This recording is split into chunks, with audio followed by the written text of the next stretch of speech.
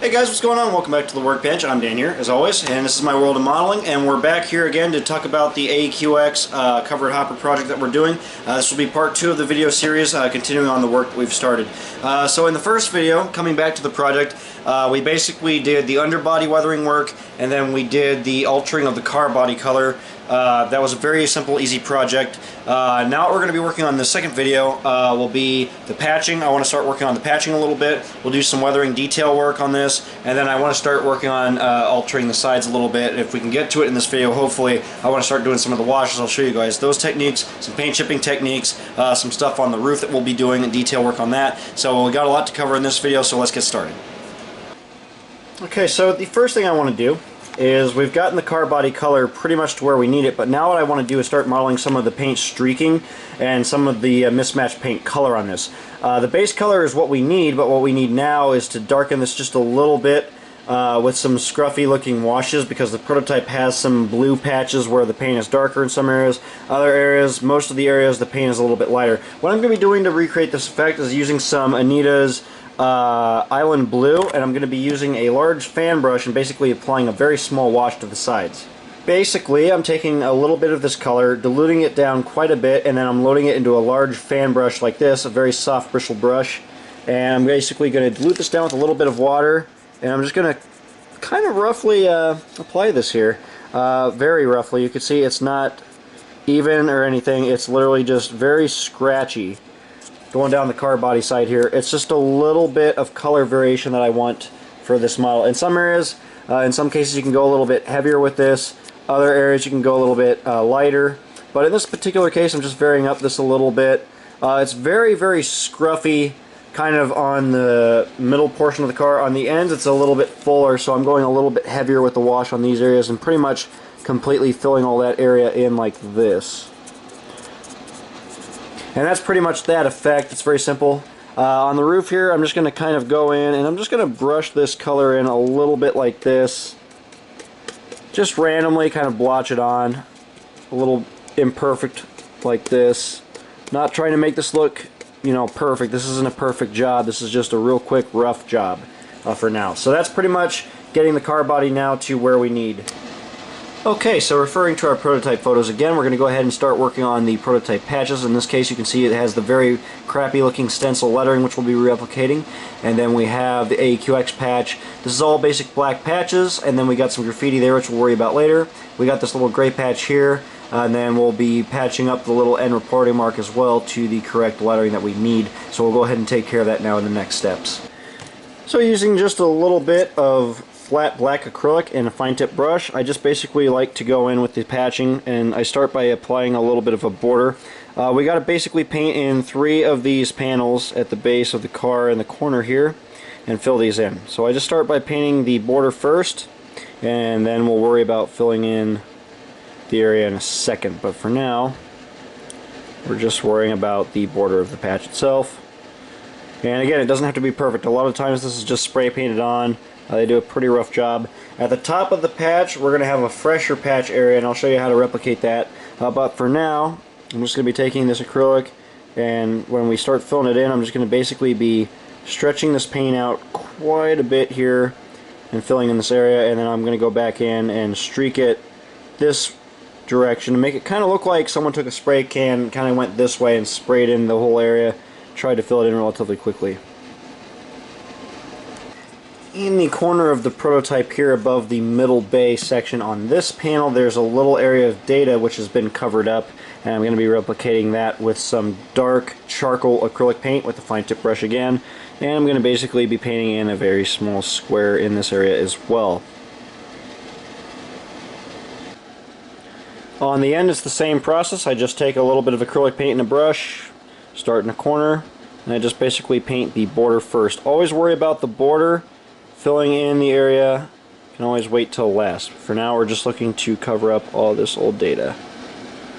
I haven't stripped this off either, you'll notice that. They never really usually take the time to remove any of the old lettering, so if there a little bit of that old lettering kind of shows through, it's pretty prototypical actually, because a lot of times you'll see on these patches, you'll be able to see a lot of that old lettering show through that. So if it's a little bit thin, like this, then that's fine. So I'm actually going to just for fun, replicate that by taking some of that paint off. And then of course we'll be putting the new stencil lettering over that, and that'll show, so it'll be a cool little weathering effect. And I'm going to repeat this process on the opposite side and the opposite end of the car as well. Alright, while we wait for the hatches to dry, we'll go ahead and finish up the patching on the sides minus the actual lettering. And to do the fresher repainted areas of the patching where the new data has been added, I have the Microscale trim film decal sheet TF-2 in black. This is great because it's basically a solid film decal, and I can basically cut out what I need to do patches. This is a great decal sheet to do patches with. In this case, I've cut out 4 small strips that are going to be fitting in between the panels to replicate the new patched area. So I'm going to go ahead and apply these to the model.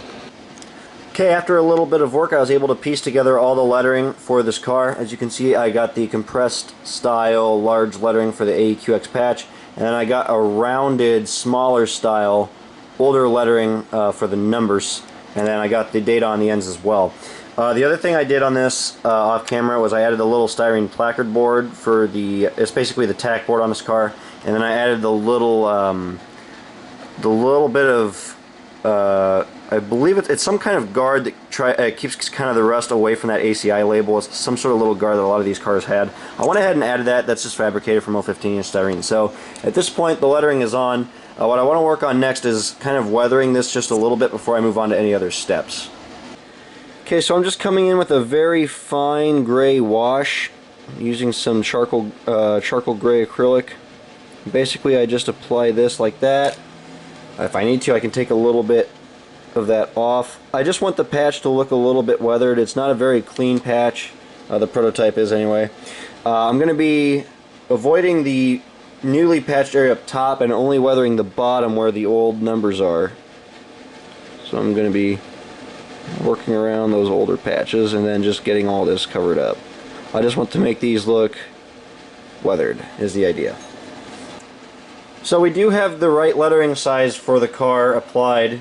However, the numbers on the car are stencils, and so I want to replicate this. And sometimes it's best to go in with a fine tip brush and a little bit of black paint to recreate this stencil look by putting in the little dash lines in the number.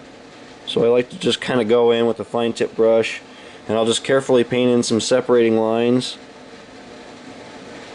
just to make these numbers look like stencils. It's a very simple, effective technique. I don't recommend using a pen for this because a pen can bleed, especially if you apply dull coat after to seal your decals up. It'll make the ink run. So I advise you to not use a paint pen or anything like that for this step. This is solely brushwork if you want to try to replicate something like this. Next step is to start replicating some of these tags before I really start weathering the car body sides. I'm going to basically weather over this graffiti. I want it to look old. What I'm using is again some of that gray to replicate some of the graffiti, and this is just using some careful prototype reference. So coming in here with a fine tip brush, I'm going to start by painting the rough outline of the graffiti like this. Getting that completely covered up.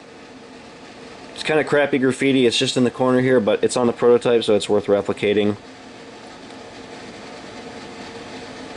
And then once I get the basic outline done, I'll just come back, start filling this in, like this. Now that I've gotten the basic tag filled in, I can go ahead and replicate the patching that's over this section where they repatched the load limit stencil. It's just all in gray, so I'm just going to be doing a rough border patch here to replicate this. Now while we wait for that little patch area to dry, I'm going to go ahead and start weathering the lettering a little bit more, in particular the number. Remember, this is the older lettering, the patch up top is new.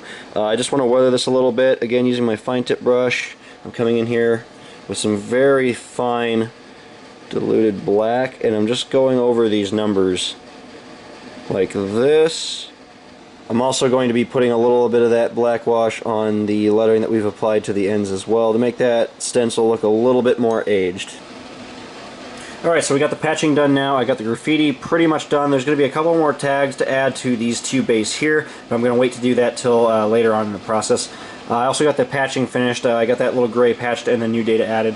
What we're going to go ahead and move on to next is the roof. I want to start doing some more detailed techniques for the roof. In particular, I want to start by weathering up the roof hatches just a little bit. First thing I'm going to do in terms of weathering effects for the hatch on top here, on the white gray ones here, I want to just do a gray wash. And this is just going to add some color difference, some bit of a color detail, a little bit of shadowing effect. I just apply that basically like that in a motion like this, and we'll let that set up. Basically it'll make it look like the hatch has a little bit of mold or dust on it, and then the same for the opposite one. After I've applied that wash and let it dry, I want to go ahead and start applying some fine chips. These hatches are usually pretty exposed up here. They get all kinds of scratches and dents. They get banged up pretty good.